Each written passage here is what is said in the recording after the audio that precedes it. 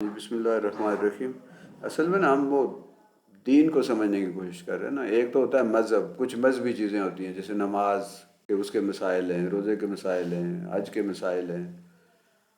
لیکن سوسائٹی کے اندر بندہ جو ہے نا، جب وہ بیہیو کرتا ہے سوسائٹی کے اندر، اس نے کیسے رہنا ہے، اس نے دوسروں کے ساتھ تعلقات کیسے رکھنے ہیں، خاندان کے کیا مسائل ہیں، والدین کے کیا حقوق ہیں، فرائض کیا ہیں، بچوں کو کیا ہے، یہ چیزیں ایسی ہیں کہ جو ہر بندے کی ضرورت ہے۔ ہم نے نا وہ دین اور کو ہم نے مذہب سمجھ لیا ہے۔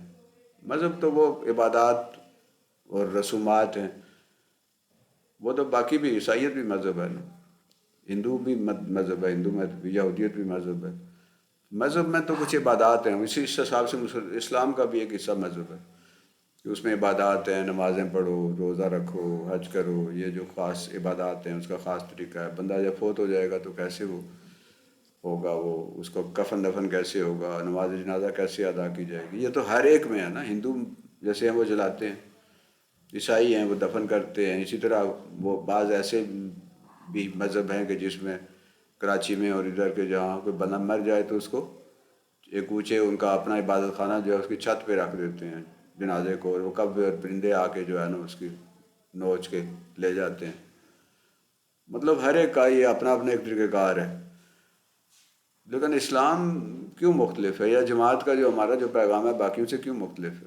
وہ یہ کہتے ہیں کہ بھائی مذہب ایک حصہ ہے اور کل دین ہے، یعنی دین کے اندر آپ کے معاشرہ بھی ہے، دین کے اندر آپ کا سیاست بھی ہے، دین کے اندر آپ کی معیشیت بھی ہے، یعنی دین ایک مکمل نظام زندگی ہے۔ اسلام جو ہے نا وہ ایک مکمل نظام زندگی ہے نا، مطلب کہ وہ ہر چیز کے بارے میں آپ کی رہنمائی کرتا ہے، ایون یہاں تک کہ واش روم کیسے جانا ہے، سونا کیسے ہے، جاگنا کیسے ہے، کھانا کیسے کھانا ہے، حرام کیا ہے، حلال کیا ہے، آداب کیا ہیں، بیٹھنے اٹھنے کے، چلنے پھرنے کے، کھانے پینے کے، بات چیت کرنے کے، لین دین کرنے کے، یہ جتنے بھی معاملات ہیں نا، اسلام ان تمام میں ہماری رہنمائی کرتا ہے۔ اس لیے ہم کہتے ہیں کہ اسلام ایک دین ہے، ایک مکمل ضابطہ حیات ہے۔ سیاست کیسے کرنی ہے، حکومت کیسے کرنی ہے، ریاست کا نظام کیسے چلانا ہے، معاشرے کا نظام کیسے چلانا ہے۔ جدید مسائل جو آج کل بے شمار مسائل ایسے آئے ہوئے ہیں کہ جو پہلے نہیں تھے، اب ان مسائل کو کیسے حل کرنا ہے۔ وہ حضرت معاذ بن جبل کو جب نبی کریم صلی اللہ علیہ وسلم یمن کا والی بنا کے بھیج رہے تھے تو آپ نے حضور صلی اللہ علیہ وسلم نے ان سے پوچھا کہ آپ وہاں فیصلے کیسے کریں گے؟ تو حضرت معاذ بن جبل نے کہا میں فیصلے جو ہے قرآن کی روشنی میں کروں گا۔ حضور صلی اللہ علیہ وسلم فرمایا اگر تمہیں قرآن میں سے وہ رہنمائی نہ ملے تو فرمایا پھر میں آپ کی سنت اور آپ کے طریقے کو اپناؤں گا، وہاں سے روشنی حاصل کروں گا۔ فرمایا کہ اگر وہاں سے بھی نہ ملے تو پھر یہ کہا کہ پھر کیا کرو گے؟ پھر کہا قرآن اور سنت کی حدیث میں اجتہاد کروں گا، یعنی جدید دور کے یا اس زمانے کے جو وہاں کے یمن کے ظاہر جو حالات تھے، واقعات تھے، وہ عرب سے ذرا مختلف تھے، تو میں وہاں پر جو فیصلے تو کروں گا۔ اجتہاد کیا ہے؟ قرآن اور سنت کی روشنی میں جو جدید مسائل کے جو حل ہے اس کو، یعنی اس کا حل پیش کرنا، یہ اجتہاد ہے۔ دین کو اور مذہب کو چونکہ لوگ سمجھتے نہیں ہیں، اور سمجھتے ہیں کہ بس ٹھیک ہے نا نماز پڑھ لی، اچھا ہم نے الگ الگ بکسوں میں ان کو بند کیا ہوا، الگ الگ ایئر ٹائٹ باکسز میں ہم نے بند۔ نماز جو ہے ہم نے رکھا ہوا ہے، نماز کو ایک الگ چیز رکھا ہوا ہے، الگ ایک الگ، مطلب ایک نماز ہے، 5 نمازیں پڑھ لی، ٹھیک ہے، اس کو ایک ہمارا جو ہے نا حصہ مکمل ہو گیا۔ اس کے بعد روزے کو الگ ہم نے رکھا ہوا ہے، حج کو الگ رکھا ہوا ہے، زکوٰۃ کو الگ رکھا ہوا ہے۔ ان سب جو چھوٹے چھوٹے جیسے سائیکل ہوتی ہے، سائیکل کا ایک ٹائر ہم نے ایک کونے پہ رکھا ہوا ہے، دوسرا ٹائر دوسرے کونے پہ رکھا ہوا ہے، ہینڈل جو ہے کسی اور جگہ رکھا ہوا ہے، پیڈل کسی اور جگہ رکھا ہوا ہے، اور وہ ان کو چمکا بھی رہے ہیں اور ان کو بہت جو ہے نا ماشاءاللہ ان کی خوب خیال بھی رکھ رہے ہیں۔ لیکن وہ مختلف جو پارٹس تھے سائیکل کے، جب تک ان کو جوڑیں گے نہیں، ان کو آپس میں کنیکٹ نہیں ہوں گے، اسے سائیکل تو نہیں بنے گی، اسے آپ سواری تو نہیں کر سکتے۔ ہمارا نظام یہی ہے اسلام کے بارے میں۔ ہم نے نماز کو بہت اچھا پالش کر کے بڑی شاندار نماز پڑھ کے، جمعہ بھی، عید بھی، 5 وقت کی نمازیں بھی، بس یہ ہم نے الگ کر کے رکھی ہوئی ہیں، خوب چمکا رہے ہیں ان کو۔ حج کو الگ رکھ لیا ہم نے، روزے کو، حالانکہ یہ سارے کیا ہیں، کنیکٹڈ ہیں، ان کو آپس میں جوڑ ہے۔ اس کا مطلب کیا ہے کہ ایک ایسا نظام قائم کیا جائے جس میں لوگوں کو اگر اس نظام کے لیے بھوکا رہنا پڑے تو روزہ ایک ٹریننگ ہے، اس نظام کے لیے اگر انہیں صبح جلدی اٹھنا پڑے اور رات کو دیر تک جاگنا پڑے تو وہ تیاری ہے، آپ کی ٹریننگ ہے، اس کے لیے آپ کو انتہائی ضروری کام، زور کے وقت جب آپ بہت دفتروں میں اور ہر جگہ پہ بڑے ضروری کام کر رہے ہوتے ہیں، تو وہ بہت ضروری کام اگر ان کو چھوڑنا پڑے تو وہ چھوڑیں۔ پھر مسجد میں کیا ہوتا ہے، ایک امام کے پیچھے ہم، ایک حکم ملتا ہے نا تو ہم سجدے میں چلے جاتے ہیں، اور ایک حکم ملتا ہے تو ہم سجدے سے اٹھ جاتے ہیں۔ کسی کو بہت جلدی ہے، میں نے یار ادھر آگ لگی ہوئی ہے، فلاں بڑا اچھا ہو گیا ہے، تو وہ بھاگ جائے گا۔ جب تک وہ امام سلام نہیں پھیرے گا اس وقت تک وہ نماز سے نہیں نکل سکتا، بیچ میں جتنا مرضی جلدیاں کرتا رہے، وہ سجدے سے سر نہیں اٹھا سکتا، اسے کتنی جلدی کیوں نہ ہو۔ کیا یہ تربیت نہیں ہے؟ کہ کیسا خوبصورت نظام ہے کہ جس میں اس طرح کی تربیت دی جاتی ہے کہ امیر کا اس طرح سے حکم ماننا ہے۔ وہی امیر جو مسجد میں امام ہوتا ہے، وہی جا کے باہر آ کے گلی میں ہمیں کوئی بات کہے تو کوئی اس کو چھوٹا سا بچہ بھی ماننے کے لیے تیار نہیں ہوتا۔ جاؤ، آپ کا کام مسجد کے اندر ہے بھائی، وہاں مسجد کو ہم نے بالکل سوسائٹی سے کاٹ کے رکھ دیا۔ تو یہ جب تک ان سب چیزوں کو جوڑیں گے نہیں آپس میں، اور جب تک کہ ان کو آپس میں کنیکٹ کر کے ایک سسٹم نہیں بنے گا، نظام اسی کو کہتے ہیں، نظام کہتے ہیں ایک سسٹم کو جو ان ساری چیزوں کو آپس میں کنیکٹ کرتا ہو۔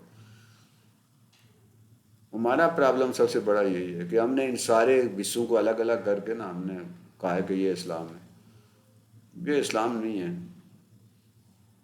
اس میں جو بہت ہمیں مطلب ہمارے دماغوں کو جو جڑنے والی جو آیات ہے نا، وہ سورہ حجرات جو ہماری سورت جو ہے، سورت نمبر 49 ہے اور 26ویں پارے میں ہے، یہ ہمیں جھنجھوڑ کے رکھ دیتی ہے، ہمیں ہلا کے رکھ دیتی ہے کہ جو باتیں جو چیزیں اس میں بیان کی گئی ہیں، یعنی بندہ سوچتا ہے کہ کیا ہم واقعی ایمان والے ہیں، کیا واقعی ہم مسلمان ہیں۔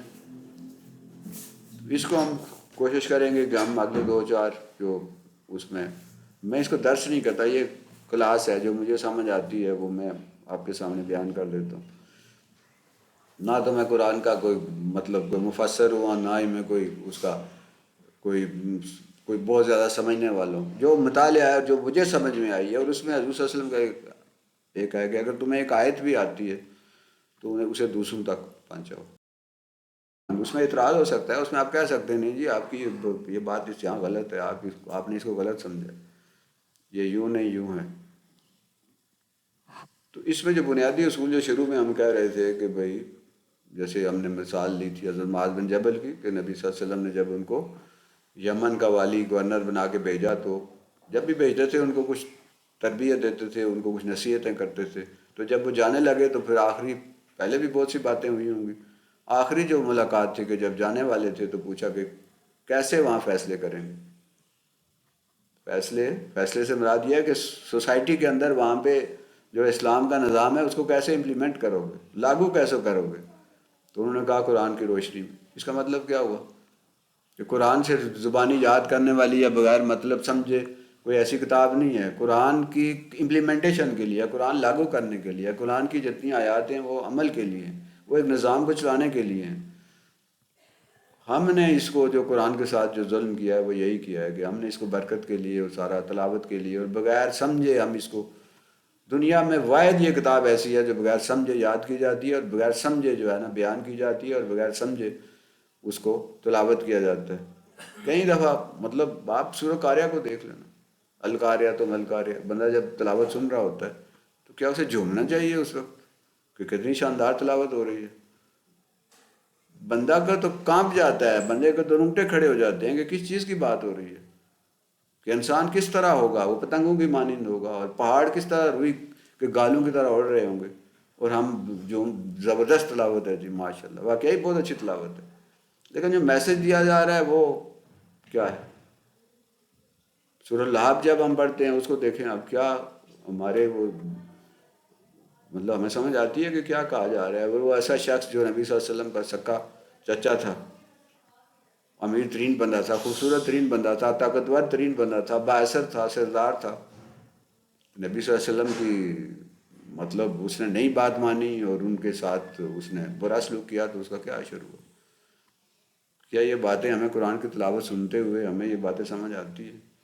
تو معاذ بن جبل نے کہا کہ میں قرآن کی روشنی میں فیصلے کروں گا۔ انہوں نے یہ نہیں کہا کہ میں جب بس، وہ چونکہ عربی تھے تو عربی جو ہے، عربی میں جب تلاوت کی جاتی ہے، عربی میں قرآن پڑھا یا سنا جاتا ہے تو اس کا مطلب ہے کہ اس بندے کو وہ بات سیدھی سیدھی سمجھ آ رہی ہے نا، اس کو مزید ترجمے کی ضرورت تو نہیں ہے۔ پھر فرمایا کہ قرآن کے اندر اگر وہ چیز نہ ملے، بے شمار مسائل ایسے ہیں جو قرآن کے اندر نہیں ہیں۔ جیسے آپ یہاں سے مثال لے لیں نا، آپ سعودی عرب میں اپنا ہارون صاحب بھی رہے ہیں، باقی لوگ بھی، سعودی عرب میں بھینس نہیں ہوتی۔ اب ہوتی ہے بھینس؟ نہیں ہوتی، وہاں گائے ہوتی ہے۔ گائے کے مسائل آپ کو ملیں گے اسلام میں، بھینس کا کوئی مسئلہ نہیں ملے گا۔ بھینس کا دودھ حرام ہے، حلال ہے، جائز ہے، اس کا گوشت کھانا جائز ہے، ناجائز ہے؟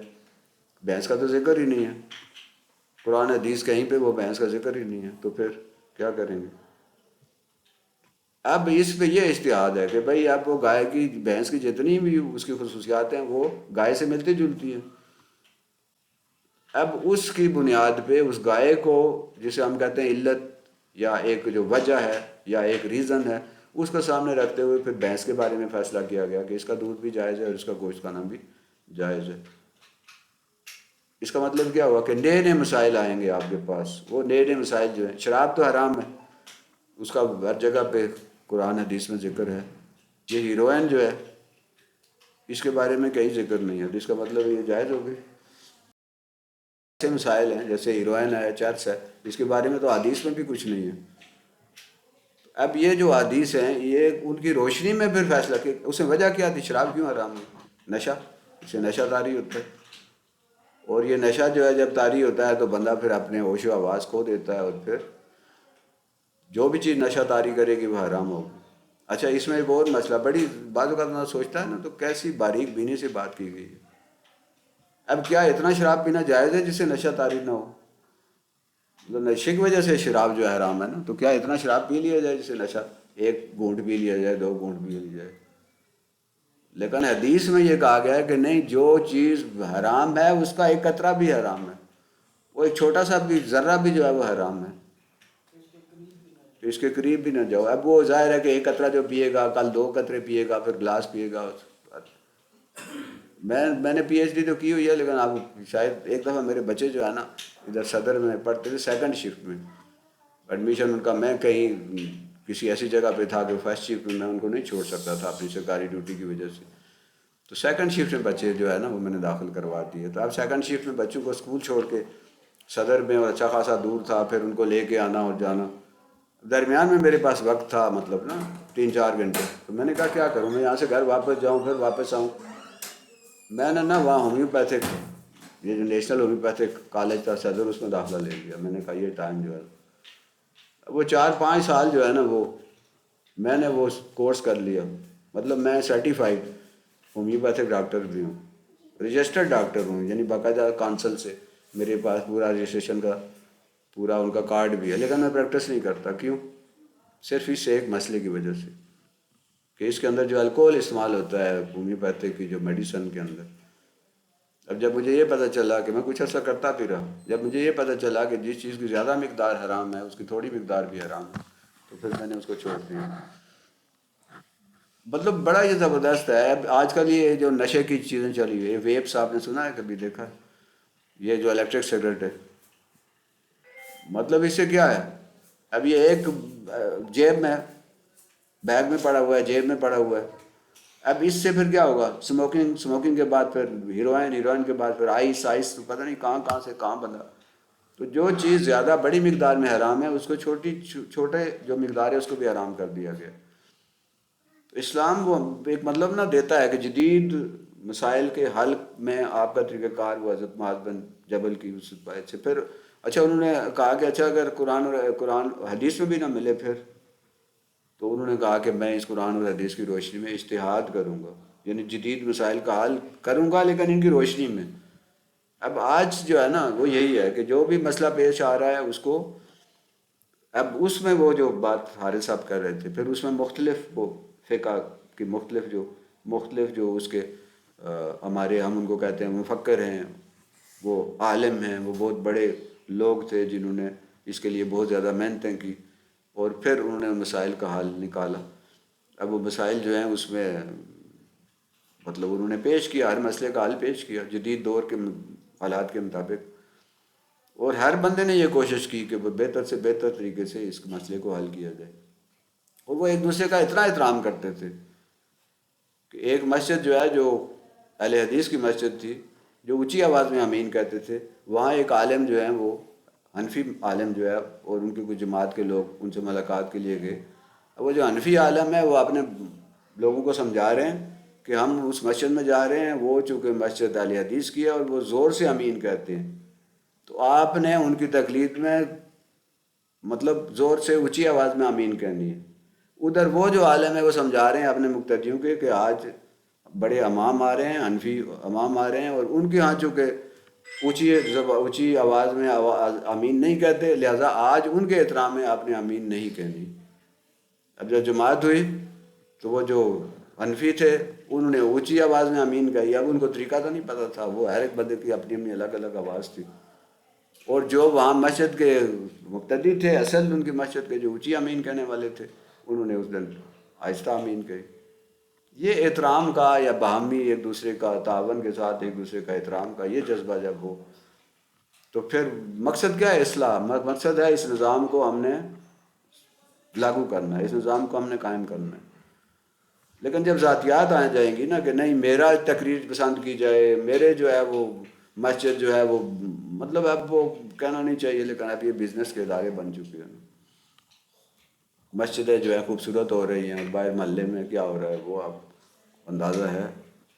کوئی سروکار نہیں ہے مسجد کے جو انتظامیہ یا مسجد کے جو ذمہ دار ہیں کہ محلے میں کیا ہو رہا ہے، نشہ چل رہا ہے، زنا چل رہا ہے، شراب چل رہی ہے. کوئی غرض نہیں، مسجد خوبصورت ہونی چاہیے، عالیشان ہونی چاہیے، اچھی بات ہے ہونی چاہیے. لیکن مسجد کیوں بنائی تھی؟ اسی لیے کہ تاکہ باہر کا نظام جو ہے وہ ٹھیک کیا جائے. تو وہ جو اجتہاد کی جب ہم بات کرتے ہیں تو اس میں سورۃ الحجرات کی پہلی آیت جو ہے نا ہمیں اس میں یہ دیتی ہے کہ جس میں اللہ تبارک و تعالیٰ فرماتے ہیں کہ یا ایھا الذین آمنوا لا تقدموا بین یدی اللہ ورسولہ واتقوا اللہ ان اللہ سمیع علیم. اللہ اور اللہ کے رسول سے آگے مت بڑھو. اللہ اور اللہ کے رسول سے آگے بڑھنے کا مطلب یہ ہے کہ جو انہوں نے حدود طے کر دی ہیں، جو انہوں نے قانون بنا دیا ہے، جو انہوں نے ضابطے بنا دیے ہیں، ان سے آگے نہیں بڑھنا. جو انہوں نے چیز حرام کر دیا اس کو حرام سمجھو، جو حلال کر دیا اسے حلال سمجھو. جس چیز سے منع کیا اسے منع ہو جاؤ، جس چیز کی اجازت دی ہے وہ کرو. یعنی جو اللہ اور اللہ کے رسول نے جو حدود مقرر کر دی، اور یہی اسلام ہے کہ اللہ اور اللہ کے رسول نے جو حدود مقرر کی ہیں، جو فیصلے کیے ہیں، جو احکامات دیے ہیں وہ حتمی ہیں، اس سے آگے نہیں جا سکتے. اور ساتھ یہ بھی کہا گیا ہے کہ اللہ جو ہے وہ سننے والا ہے. اور پھر واتقوا اللہ، اللہ کا تقوی. تقوی کا کیا مطلب ہے؟ تقوی کا یہ مطلب ہے کہ ہر وقت بندہ کانشیس رہے، ہر وقت اس کو احساس ہو. جیسے یہاں اس کمرے میں کیمرہ لگا ہوا ہو اور مجھے یہ احساس ہو ہم سب کو کہ یار یہ جو کیمرہ لگا ہوا ہے اس کا کنیکشن جو ہے نا کہیں بہت دور جو ہے نا کسی حکومت کے کسی ادارے کے ساتھ ہے اور وہ ہماری نگرانی کر رہا ہے مکمل طور پہ. تو ہم اسے کیمرے کی وجہ سے نا بہت ساری ایسی باتیں نہیں کریں گے جو شاید ہم فریلی کر لیں. تو تقویٰ یہ ہے کہ اللہ کا یہ جو کیمرہ ہے، اللہ کی جو آنکھ ہے، اللہ جو دیکھ رہا ہے تو ہر وقت دیکھ رہا ہے، اور مجھے یہ احساس ہو اور میں کوئی غلط کام نہ کروں، چاہے کوئی بندہ دیکھ رہا ہو یا نہ دیکھ رہا ہو، کوئی ایجنسی مجھے نگرانی کر رہی ہو نہ کر رہی ہو، میں کوئی ایسا کام نہ کروں جو اللہ اور اللہ کے رسول کے احکامات کے خلاف ہو. یہ تقویٰ ہے. اب جب مجھے اندر احساس پیدا ہو جائے گا نا، اسلام انسان کے اندر ایک سپاہی کھڑا کر دیتا ہے.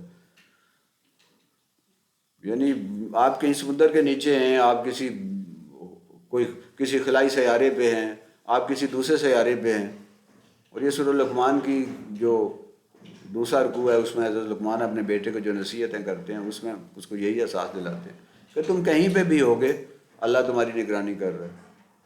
یہ جو احساس ہے نا اس کو تقویٰ کہتے ہیں. تو اللہ اور اللہ کے رسول سے آگے نہ بڑھو اور یہ احساس کرو کہ اللہ تمہیں دیکھ رہا ہے. You are under watch.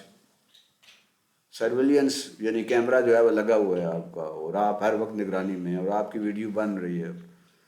پہلے تو ہمیں سمجھ نہیں آتی تھی، اب سمجھ آتی ہے. اب یہ کہ ہم پہلے کہتے ہیں نا ہمارے ہاتھ بولیں گے، تو ہمیں سمجھ نہیں آتی تھی ہاتھ کیسے بولیں گے. اب آپ دیکھیں ویڈیو جب آتی ہے بندہ خود اپنی ویڈیو دیکھ رہا ہوتا ہے، بندہ ادھر چپ کر کے بیٹھا ہوا ہوتا ہے सामने बंदा बोल भी रहा होता है, उसके हाथ भी हिल रहे होते हैं, उसकी एक एक हरकत जो है वो, अब वो जो वीडियोस बनती है और बंदा कहता है मैंने नहीं है, मैंने तो ऐसे नहीं किया, लेकिन उधर कैमरा जो है वो बता रहा होता है कि हाँ जी इसने तो सारा कुछ किया। ये तो दुनिया में हम देख रहे हैं, हमारे सामने आ गया। तो आखिरत में जो अल्लाह मियाँ का कैमरा है वो कैसा होगा? ये तो कितने पिक्सल का होता है और वो कितने पिक्सल का अल्लाह मियाँ का कैमरा लगा हुआ है। तो यानी अल्लाह देख रहा है, अल्लाह दिलों के राजों को भी जानता है। तो अल्लाह से का ये तकवा इख्तियार करो। और फिर ये भी कि अल्लाह समी और अलीम है, समी भी है, सुनता है, और अलीम का मतलब है बहुत ज़्यादा जान, आलिम ही नहीं, अलीम, बहुत ज़्यादा जानने वाला है। उसे सब कुछ पता है, उसे ये भी पता है कि हमने कल क्या करना है, उसे हर चीज़ का इल्म है। तो ये आयत जो है ना हमें इस बात का ये हुक्म देती है कि भाई हमारी नीयतों से भी अल्लाह का है ना, हमारी जो दिल के इरादे हैं उसको भी अल्लाह जानता है। अलीम उसको कहते हैं जो बहुत ज़्यादा जानने वाला हो, उससे तो कोई चीज़ छुपी हुई नहीं है। तो अल्लाह का क्या करो, तकवा इख्तियार करो, अल्लाह और अल्लाह के रसूल से आगे ना बढ़ो। कोई कितना ही बड़ा आलम है, अच्छा इसमें बड़ी, हमारा जो 1973 का आइन है जो इस वक्त मुल्क इस आइन के तहत चल रहा है, उस आइन में शुरू में जिसे प्रेम्बल कहते हैं या दिपाचा कहते हैं, और जिसको बुनियादी उसूल उसके अंदर तय किए गए हैं, एक है ना करारदाद पाकिस्तान जो 1940 में मंजूर हुई, एक है करारदाद मुकासिद। करारदाद मुकासिद जो है वो पाकिस्तान के आइन में ये 1949 1949 51 उसमें जो आइन, उस आइन का वो हिस्सा है, उस आइन में ये लिखा हुआ है, उसके शुरू में लिखा हुआ है, और वो असूल है, उन असूलों के तहत आइन नहीं बन सकता। उन असूलों, पाकिस्तान का आइन बनाते हुए उन असूलों से इनहराफ नहीं किया जा सकता। यानी वो बुनियाद है, जिस तरह के इस मकान की बुनियाद है, आई मीन कुछ भी हो, इन बुनियादों को आप नहीं तोड़ सकते, और बुनियादों को हिलाएंगे तो मकान सारा गिर जाएगा। तो वो आइन की बुनियाद है, और उसमें जमात का और मौलाना मौदूदी का एक बहुत बड़ा किरदार है। अगर उसको आप स्टडी करें कि वो करारदाद मकासद जो है वो पास करवाने में जमात का एक बहुत बड़ा उसके अंदर रोल है। वो करारदाद ये कहती है कि पाकिस्तान में कोई कानून या कोई कानून का कोई हिस्सा इस्लाम के ख़िलाफ़, अल्लाह और अल्लाह के रसूल के अहकामात के ख़िलाफ़ नहीं बन सकता। ये जो सूरह हुजरात की पहली आयत है, इस पे मतलब कोई ऐसा कानून पाकिस्तान में नहीं बन सकता जो इस्लाम और इस्लामी रवायत के ख़िलाफ़ हो। हमारे मुल्क का सरबराह गैर मुस्लिम नहीं हो सकता कोई भी, चाहे कितना ही ताकतवर क्यों ना हो। गैर मुस्लिम सरबराह जो है हमारा नहीं बन सकता। हमारी जो आर्मी है उसका चीफ, उसका हेड गैर मुस्लिम नहीं बन सकता। ये सारी की सारी चीज़ें जो हैं वो, ये अल्लाह का ख़ास करम हुआ। हालांकि बड़ी मुखालफत हुई उस दौर में, अगर असम्बली की को कार्रवाइयों को सुने आप या पढ़ें तो बहुत ज़्यादा मुखालफत हुई इस करारदाद को मंजूर करवाने में। और इसमें लियाकत अली ख़ान का एक बहुत बड़ा किरदार है, जो उस वक्त वज़ीर आज़म थे, जिनकी मौजूदगी में ये करारदाद पास हुई। और अब उसी दौर में आप देखें कि उनको गोली मार दी गई लियाकत बाग में। अब लियाकत बाग है, उस वक्त कंपनी बाग होता था। मतलब ये जो इसकी बुनियाद है ना हमारे 1973 के आइन की। और आप देखें जुल्फ़िकार अली भट्टो जैसे बंदे को से ये काम करवाया, दो काम करवाए उससे अल्लाह ने, एक ये 73 का आइन, और उसके अंदर वो जो हमारा 1949 का या 1956 का जो आइन था ना, उसकी ये चीज़ जो है ना वो कायम रही उसके 73 के अंदर। वो उसको नहीं हटा सके। और उसमें वो उस वक्त भी जो लोग थे असम्बली में, उसमें जमात के भी लोग थे, उसमें दूसरे जो मजहबी हमारी जमातें थी उनके शाह अहमद नूरानी जैसे लोग भी मौजूद थे, अब्दुस्तार न्याजी जैसे लोग मौजूद थे। तो हमारे जो हैं वो प्रोफेसर गफूर और इस तरह के लोग जो जमात के लोग मौजूद थे, तो उनकी मौजूदगी में ये आइन बना। और ये हमारा जो आइन है, अब इसमें बड़ी सरतोड़ कोशिश हो रही है कि इस आइन को ख़त्म कर दिया जाए। ये आइन अगर ख़त्म हो गया तो इसका मतलब है वो बुनियाद जो थी ना वो भी ख़त्म हो जाएगी। तो एक काम तो वो ये हुआ कि 73 का आइन उससे अल्लाह ने पास करवाया, और दूसरा उसके अंदर ये वाली करारदाद उसके अंदर रखवाई गई, और दूसरा जो कादियानी को गैर मुस्लिम करार दिलवाया गया उसको, उनको। ये दो चीज़ें जो है ना ये उस 73 के आइन में बुनियादी हैं। और ये आयत हमें इस तरफ ये बताती है कि हमें कोई ज़ाती मामलात में भी हमने कोई ऐसा फ़ैसला नहीं करना जो अल्लाह और अल्लाह के रसूल के अहकामात के ख़िलाफ़ हो। शादी ब्याह मातम मरग में हम क्या करते हैं, ہمیں پتہ ہے یہ اللہ اور اللہ کے رسول کے احکامات کے خلاف ہم کر رہے ہیں، لیکن ناک بچانے کے لیے لوگ کیا کہیں گے. تو یہ والا جو اصول ہے نا، یہ نہیں کہ لوگ کیا کہیں گے. اللہ اور اللہ کے رسول کے احکامات کی خلاف ورزی ہم اس لیے کر لیں گے کہ لوگوں کے باتوں سے باتیں ناک ہماری پھر بھی نہیں بچتی. جتنا مرضی کر لے نا، ناک پھر بھی کٹ ہی جاتی ہے. کوئی نہ کوئی بندہ جو ہے وہ ناراض ہوتا ہی ہے کہ نہیں اس نے یوں نہیں کیا، یوں نہیں کیا، ایسے کرنا چاہیے تھا، ایسے کرنا چاہیے تھا. تو ہمیں اپنے ذاتی معاملات میں، اجتماعی معاملات میں، کاروباری معاملات میں، ملازمت کے معاملات میں، ہر معاملے میں ہمیں اللہ اور اللہ کے رسول سے آگے نہیں بڑھنا چاہیے، چاہے وہ کوئی اچھا کام ہی ہو. صبح کی نماز میں بندے کا موڈ ہوتا ہے یار میں ذرا 3 4 رکعتیں پڑھ لوں، یہ 2 رکعت فرض ہے. بندے کا موڈ ہوتا ہے نا، صبح صبح جو لوگ اٹھتے ہیں تہجد کے لیے، اس کے بعد صبح کی نماز میں نا ایک ماحول بنا ہوتا ہے، بندہ کہتا ہے نہیں یار ذرا لمبی سی نماز ہونی چاہیے تھی. تو بندہ کہے نہیں میں 3 سجدے کر دیتا ہوں، 4 رکعتیں پڑھ لیتا ہوں. تو اس میں کیا کرے گا؟ قرآن کی تلاوت ہی کرے گا نا، اس میں کوئی دعائیں ہی کرے گا، سبحان ربی الاعلیٰ، سبحان ربی العظیم زیادہ ہی پڑھے گا نا. لیکن نماز کیا اس کی قبول ہوگی؟ نہیں قبول ہوگی، کیونکہ وہ اللہ اور اللہ کے رسول کے بتائے ہوئے طریقے سے آگے بڑھ گیا.